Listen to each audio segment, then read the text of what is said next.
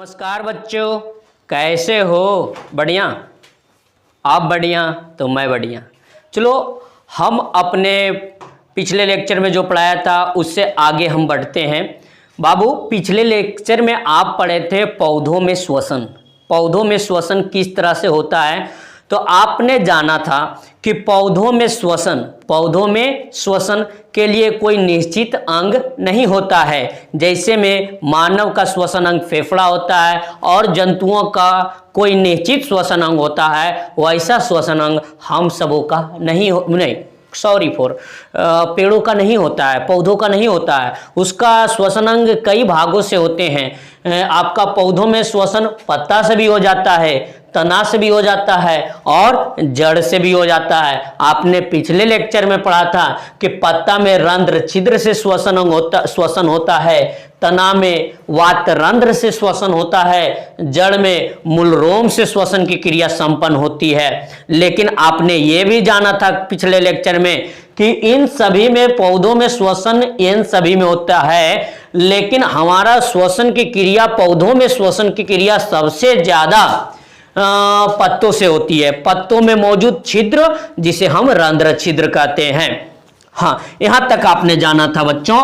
तो आपने ये भी पिछले लेक्चर में देखा था कि जब हमारा पतझड़ के मौसम आता है तो सारे पत्ते झड़ जाते हैं। सारे पत्ते बोलो, सारे पत्ते झड़ जाते हैं। जब सारे पत्ते झड़ जाते हैं तो क्या वो श्वसन की क्रिया नहीं कर पाती है? करती है। वो तना से भी करती है, जड़ से भी करती है। वो ऐसा नहीं है, आपको ये कंफ्यूजन है कि पत्ते से करती है, नहीं, पत्ता से करती है, सबसे ज्यादा पत्तों के माध्यम से ही करती है। लेकिन अगर पतझड़ के मौसम आ जाए तो कहां से करेगी? तो तना से भी करती है, जड़ से भी करती है। तो ऐसा नहीं पतझड़ के मौसम में ही तना से जड़ से करने लगती है, ऐसा है क्या? बिल्कुल नहीं। वो हमेशा पत्ता से भी करते रहती है, तना से भी करते रहती है और जड़ से भी वो अपना श्वसन की क्रिया करते रहती है। तो यहां तक आपने जाना था बाबू। तो आपको हमने बताया कि पेड़ पौधों में श्वसन की क्रिया सबसे ज्यादा कहां से होता है? तो पत्ता से होता है। तो हम पत्तों में कहां से होता है? तो रंध्र छिद्र से होता है। रंध्र छिद्र को क्या बोलते हैं? तो स्टोमाटा बोलते हैं। स्टोमाटा इंग्लिश में बोलते हैं। तो हम देखो, ये मेरा पत्ता है, ये मेरा है, आपको ये पता है कि ये पत्ता है। तो पत्ता में ये पत्तियां हैं, एक पत्तियां हमने उठाया तो पत्तियों में होता है सूक्ष्म सूक्ष्म सूक्ष्म छिद्र। क्या? सूक्ष्म सूक्ष्म छिद्र। जो सूक्ष्म छिद्र जो होता है पत्तियों में, ये आपको दिखेगा नहीं, ये दिखेगा नहीं। तो बंदरों, तो किसकी मदद से दिखेगा तुम्हें? आपको ये दिखेगा माइक्रोस्कोप की सहायता से, सूक्ष्मदर्शी की सहायता से। समझा? तो सूक्ष्म छिद्र होगा, उसी सूक्ष्म छिद्र को हमने नाम दिया था रंध्र छिद्र, स्टोमाटा। स्टोमाटा। हाँ, अब ये रंध्र छिद्र कैसा, हमको अगर माइक्रो सूक्ष्मदर्शी में देखे तो ये कैसा में दिखा? तो आपको दिखेगा कुछ इस आकृति का, आपको रंध्र छिद्र उसमें आपको देखने को मिलेगा। हाँ, तो रंध्र छिद्र आप देखिएगा सूक्ष्मदर्शी की सहायता से। तो आप क्या देखिएगा बच्चों? आपको ये देखने को मिलेगा कुछ इस तरह से ढक्कन दिख रहा है, कुछ इस तरह से ढक्कन की तरह, और जो ये छिद्र आपको दिख रहा है इस तरह से छिद्र दिखेगा। और इस छिद्र को ही क्या कहेंगे? इस छिद्र को ही क्या कहेंगे? बोलो नमस्कार। इस छिद्र को ही हम कहेंगे रंध्र छिद्र। क्या बोलेंगे? रंध्र छिद्र। तो ये मेरा रंध्र छिद्र है, ये मेरा रंध्र छिद्र है। और जो ढक्कन जो रहता है, बोलो रे ढक्कन, ये जो ढक्कन रहता है, हाँ, ये जो ढक्कन रहता है उसको कहते हैं द्वार कोशिका। क्या कहते हैं? द्वार कोशिका। उसी को कहते हैं गार्ड सेल। अच्छा, तो अब सुनो, यहां पर क्या होता है? तो रंध्र छिद्र पर होता है क्रिया। क्या चीज का क्रिया होता है? तो रंध्र छिद्र पर होता है दो प्रकार की क्रिया। कितने प्रकार की क्रिया? दो प्रकार की क्रिया। तो आगे रंध्र छिद्र किसे कहते हैं? तो कहोगे पत्तियों की सतह पर मौजूद सूक्ष्म छिद्र को रंध्र छिद्र कहते हैं। ये पत्तियां देख रहा है, पत्तियों की सतह पर छोटे छोटे छोटे छोटे छोटे छोटे पांव हमार। तो छोटे छोटे छिद्र होता है, उसी छोटे छोटे छिद्र को क्या कहते हैं, बोलो, रंध्र छिद्र कहते हैं। और रंध्र छिद्र का क्या कार्य है, तो रंध्र छिद्र का पूछेगा तो कितने कार्य है, तो मुख्य रूप से हमारे रंध्र छिद्र का 2 कार्य है। कितने, 2 कार्य, बोलो 2 कार्य। रंध्र छिद्र का कितने कार्य, 2 कार्य। पहला क्या कार्य है, गैसों का आदान प्रदान करना। क्या, गैसों का आदान प्रदान पौधों में कहां से होता है, पत्तियों से होता है। पौधों में कहां से होता है, तो पत्तियों से होता है। पत्तियों में कहां से होता है, तो रंध्र छिद्र से होता है। और गैसों के आदान प्रदान को विनिमय भी कहते हैं। और एक क्रिया क्या होता है, तो वाष्पोत्सर्जन की क्रिया। क्या होते हैं, वाष्पोत्सर्जन की क्रिया। तो 2 क्रिया और रंध्र छिद्र में 2 कार्य होंगे, गैसों का आदान प्रदान, जिसको विनिमय, गैसों का विनिमय कहेंगे, और वाष्पोत्सर्जन की क्रिया होंगे। अब इसके बारे में हम फिर से बताते हैं। बाबू इतना तक समझ गया, होल्ड ऑन। हाँ, तो बच्चों आपने देखा कि गैसों का आदान प्रदान, गैसों का आदान प्रदान आपका रंध्र छिद्र से होता है। लेकिन ये होता कैसे, कि इसका क्रिया विधि क्या है, तो हम जानते हैं इसका क्रिया विधि। तो बाबू यहां होता है क्या, कि ये मेरा है गार्ड सेल। क्या है, गार्ड सेल। गार्ड सेल बोले तो द्वार कोशिका, द्वार कोशिका है। तो द्वार कोशिका खुलेगा बंद होगा, खुलेगा बंद होगा, खुलेगा बंद होगा। जब ये खुलेगा बंद होगा तो बाबू ये दिन में और रात में दोनों बार दोनों समय होता है, खुलता बंद होना इसका दोनों टाइम होता है, दिन में भी और रात में भी। तो आगे जानते हैं गैसों का विनिमय दिन में और गैसों का विनिमय रात में। क्योंकि आप जानते हैं अगर दिन में हमारे गैसों का विनिमय की चर्चा करें तो दिन में आप पेड़ पौधा प्रकाश संश्लेषण की क्रिया भी करती है और पेड़ पौधा श्वसन की भी क्रिया करती है। ये चश्मा वाली मैडम आपको पढ़ाती थी कि पेड़ पौधा कार्बन डाइऑक्साइड लेते हैं, ऑक्सीजन छोड़ते हैं। लेकिन ये हमें बचपन में नहीं पढ़ाया जाता था ना बाबू, कि पेड़ पौधा कार्बन डाइऑक्साइड भी लेते हैं, ऑक्सीजन भी लेते हैं, ऑक्सीजन भी छोड़ते हैं, कार्बन डाइऑक्साइड भी छोड़ते हैं, लेकिन अलग अलग क्रिया के लिए, अलग अलग क्रिया के लिए। तो देखो दिन में क्या होता है, प्रकाश संश्लेषण क्रिया, जिस क्रिया से वो अपना भोजन बनाता है, पेड़ पौधा स्वयं निर्मित करता है। प्रकाश संश्लेषण के क्रिया के लिए पेड़ पौधा पत्तियों के रंध्र छिद्र से क्या ले लेता है, वायुमंडल से कार्बन डाइऑक्साइड लेता है, कार्बन डाइऑक्साइड लेता है और क्या छोड़ेगा, ऑक्सीजन को छोड़ता है।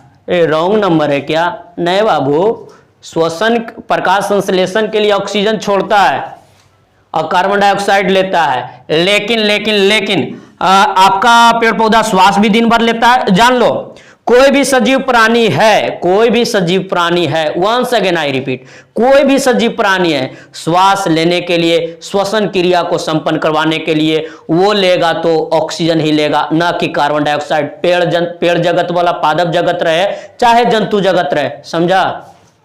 तो सुनो, तो श्वसन की क्रिया में पेड़ पौधा ऑक्सीजन को लेगा और कार्बन डाइऑक्साइड को बाहर कर देगा, कार्बन डाइऑक्साइड को बाहर कर देगा, ये बात है। तो यहां पर ऑक्सीजन को ले रहा है, लेकिन किस लिए, श्वास के लिए। क्या छोड़ रहा है, कार्बन डाइऑक्साइड को छोड़ रहा है।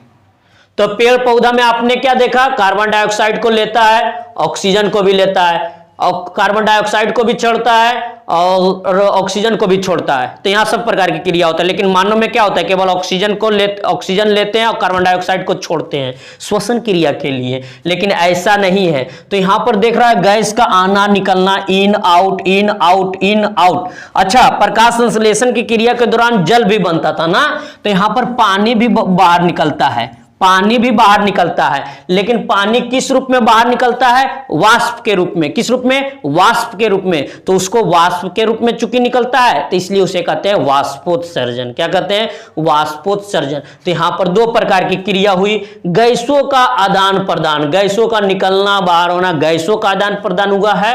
और यहां पर जल जो है वाष्प के रूप में निकला है, तो यहां पर वाष्पोत्सर्जन की भी क्रिया हुई है। लेकिन ये सारी क्रिया केवल दिन में होंगे। प्रकाश संश्लेषण के दौरान ये क्रिया होंगे और श्वसन के दौरान एक क्रिया होंगे। लेकिन रात में देख लेते हैं, रात में केवल क्या होंगे, केवल श्वसन की क्रिया संपन्न हो पाएंगे, प्रकाश संश्लेषण के क्रिया नहीं होंगे। जब प्रकाश संश्लेषण की क्रिया नहीं होंगे तो पेड़ पौधा भी क्या करेंगे, ऑक्सीजन को लेंगे और कार्बन डाइऑक्साइड को छोड़ेंगे। पेड़ पौधा रात में क्या लेंगे, पेड़ पौधा रात को केवल कौन सी क्रिया कर पाएंगे, केवल श्वसन की क्रिया पर कर पाएंगे, और दिन में दोनों प्रकार की क्रिया कर पाएंगे, प्रकाश संश्लेषण और श्वसन दोनों, लेकिन रात में केवल श्वसन की क्रिया कर पाएंगे। इसलिए पेड़ पौधा ऑक्सीजन को लेंगे और कार्बन डाइऑक्साइड को छोड़ेंगे। इसलिए पेड़ पौधों पर, बड़े पेड़ पौधों पर हमें रात को नहीं सोना चाहिए। हमारे बुजुर्ग लोग कहते हैं कि पेड़ पर भूत प्रेत रहता है। क्या यह बात सही है बंदरों? बिल्कुल सही नहीं है, ऐसा नहीं होता है। होता यह है कि रात को भी पेड़ हमें क्या लेना है, हमें ऑक्सीजन लेना है, और पेड़ पौधों को भी रात में क्या लेना है, ऑक्सीजन लेना है। वहां ऑक्सीजन की मात्रा क्या हो जाएगी, वहां पर ऑक्सीजन की मात्रा कम जाएगी, तो और क्या, किसकी मात्रा बढ़ जाएगी, कार्बन डाइऑक्साइड की मात्रा बढ़ जाएगी। तो कार्बन डाइऑक्साइड ऐसा गैस है जो आपको दम घुटा दे तो दम घुटने लगेगा और तुम चकमका जाएगा, इसलिए कहेगा रे वो जब भूत रहता है। ऐसा बात नहीं है, रात को पेड़ के बगल में इसलिए नहीं सोना चाहिए। लेकिन आप कुछ पौधे के नाम जानते हैं, जैसे तुलसी, पीपल, ये सब जो बरगद, ये सब पौधा जो है, ये जो हिंदू रीति रिवाज में ये सब पौधा जो पूजनीय पौधा है, इसमें थोड़ा मात्रा अथी है। आप सुनो, तो आपको यही चेतावनी दी जाती है कि रात को पौधों पर न सोएं, कारण ये होता है। अब हम जानते हैं बाबू, आपने देखा बाबू कि जब प्रकाश संश्लेषण की क्रिया होती है तो कार्बन डाइऑक्साइड, ऑक्सीजन बनते हैं और जल भी बनते हैं। और जल जो अनुपयोगी जल होते हैं, जो जितना उसको जरूरी पेड़ पौधा का रहता है, उससे ज़्यादा जब जल उसमें चला जाता है तो वो अनुपयोगी जल को वो निकालते रहते हैं। जैसे हमारा शरीर में पसीना निकलते रहता है हमारे शरीर के तापमान को मेंटेन करने के लिए, उसी प्रकार पेड़ों के भी एक पसीना के रूप में कह सकते हैं कि वाष्प के रूप में उसमें भी जल उत्सर्जित होते रहता है। तो ये कहां से होता है, तो रंध्र छिद्र, वो क्रिया भी कहां से होती है, तो रंध्र छिद्र से ही होती है। तो एक और क्रिया होता है वाष्पोत्सर्जन। इसमें क्या होता है जी, अनुपयोगी जल, मतलब बेकार के जल, जितना उसकी आवश्यकता उससे अधिक जल उसमें जब रहता है तो अनुपयोगी जल का पत्तियों के रंध्र छिद्र से वाष्प के रूप में उत्सर्जन होना ही वाष्पोत्सर्जन कहलाता है। क्या, जल वाष्प के रूप में निकलता है रंध्र छिद्र के माध्यम से, तो यह क्रिया क्या कहलाएगा, वाष्पोत्सर्जन कहलाएगा। वाष्पोत्सर्जन, ये क्रिया का क्या महत्व है, ये क्रिया का महत्व यह है कि यह पौधों के तापमान को नियमन करता है, पौधों में तापमान को कंट्रोल रखता है, नियंत्रित रखता है, उसके तापमान को बढ़ने नहीं देता है। और सुनो, आप ये चीज अपने घर में भी दे सकते हैं। देखो, मान लिया जाए पालक की पत्तियां हैं, आप सब्जी मंडी से लाए, मान लिया जाए उजला पॉलीथीन है, प्लास्टिक में लाए हैं, तो उजला प्लास्टिक में पन्नी में लाए हैं, उजला पन्नी में जब लाएं तो इसमें देखते हैं कि 1-2 घंटा के बाद यहाँ पानी टाइप का जम जाता है, आ जाता है ना बाबू। तो ये क्या रहता है, आपको क्या लगता है, यही तो वाष्प के रूप में आया होगा यहाँ पर। तो ये जो वाष्प के रूप में आया, ये क्रिया यहाँ पर वाष्पोत्सर्जन क्रिया हो रहा होगा। ये पालक है, ये पन्नी में रखे हैं, और यहाँ पर क्या हो गया, वाष्प के रूप में यहाँ पर पानी टाइप के बूंदा बूंदा आपको दिखेगा, और ये कुछ नहीं होता है, वाष्पोत्सर्जन की क्रिया से यहाँ पानी आया हुआ होता है, समझा ना। ये वाष्पोत्सर्जन की क्रिया होती है। तो ये वाष्पोत्सर्जन क्रिया क्या महत्व है, तो ये पौधों के तापमान को नियमन करता है, ये हमारे लिए भी फायदे हैं। आपने देखा होगा कि जहां जंगल होता है वहां वर्षा भी ज्यादा होती है। क्यों होती है, वहां जंगल होता है तो वहां आप जानते हैं कि वहां वाष्पोत्सर्जन की क्रिया ज्यादा होता है, वाष्प के रूप में जल बाहर निकलता है, और यही जल आगे चल के क्या बना लेता है, बादल बना लेता है। यही जल आगे चल के बादल बना लेता है, फिर बरसात के दिन आए, यही वर्षा होने लगता है, समझा, यही वर्षा होने लगता है। तो ये वाष्पोत्सर्जन की क्रिया, वाष्पोत्सर्जन की क्रिया बादल बनता है और वहां बारिश करवाता है। तो यही कारण है कि जंगलों में वर्षा भी ज्यादा होता है, समझा। अब हम आगे पढ़ते हैं बाबू, आगे हम जानेंगे अलग अलग जंतुओं में कैसे श्वसन की क्रिया होता है, उसका श्वसन अंग के बारे में पढ़ेंगे। हाँ, तो बाबू आगे हम जानते हैं कि पौधों में अभी हमने पढ़ा कि श्वसन कैसे होता है, तो अब हम जानते हैं कि अलग अलग जीवों में उसका श्वसन अंग क्या होता है। तो अलग अलग जीवों का अलग अलग प्रकार के श्वसन अंग होता है, लेकिन हमको मुख्य रूप से तीन के बारे में पढ़ना है, गलफड़ा के बारे में, श्वास नली के बारे में और गिल्स के बारे में। इतना श्वसन अंग मुख्य रूप से हमें 3 का हमारे सिलेबस में डिस्कस किया गया है। तो बाबू हम सजीव है और उस सजीव का श्वसन अंग के बारे में जानते हैं। ये एग्जाम में आपका ऑब्जेक्टिव में पूछ लेगा कि किन सजीव का श्वसन अंग क्या होता है। बोलिए हमारा श्वसन अंग क्या होता है? क्या हमारा श्वसन अंग नाक है? नहीं, नाक एक श्वास लेने का एक रास्ता है, लेकिन हमारा श्वसन अंग फेफड़ा है, क्योंकि हम जो श्वास लेते हैं, श्वास ऑक्सीजन जो खींचते हैं वो फेफड़ा के माध्यम से खींचते हैं। किससे माध्यम से खींचे? ये तो जाने का रास्ता है ना जी। आपने जो खींचा वो कहां से खींचा? फेफड़ा से खींचा, तो हमारा श्वसन अंग क्या हुआ? फेफड़ा हुआ। उसी प्रकार अलग अलग जीवों के श्वसन अंग के बारे में जानते हैं। आगे हम देखते हैं एक सूक्ष्म जीवों के बारे में देखते हैं जो एक कोशिकीय जीव है। देखो वो एक कोशिकीय जीव, उसका पूरा शरीर एक ही कोशिका से बना हुआ है, तो उसके लिए आपके जैसा उसका नाक और फेफड़ा ये और ट्रैकिया, श्वास नली, ब्रोंकी, ब्रोंकियोलस, कुपिका, ये सब तो नहीं होंगे। उसको तो एक ही कोशिका में सारा क्रिया करना है। तो देखो एक कोशिकीय जीव, जैसे में अमीबा पैरामीशियम का श्वसन अंग हो जाता है कोशिका झिल्ली। और कोशिका झिल्ली में श्वसन किस विधि द्वारा हो पाता है? तो मारोगे विसरण द्वारा। देखिए जैसे मान लिया जाए बाबू ये अमीबा है, ये क्या है बाबू? ये अमीबा है, ये अमीबा है। तो इसकी जो बाहरी त्वचा है तो ये कोशिका झिल्ली है। ये कोशिका वायुमंडल में विसरण विधि द्वारा अपना, ये कोशिका झिल्ली द्वारा ही अपना श्वसन की क्रिया ये संपन्न करवा लेता है।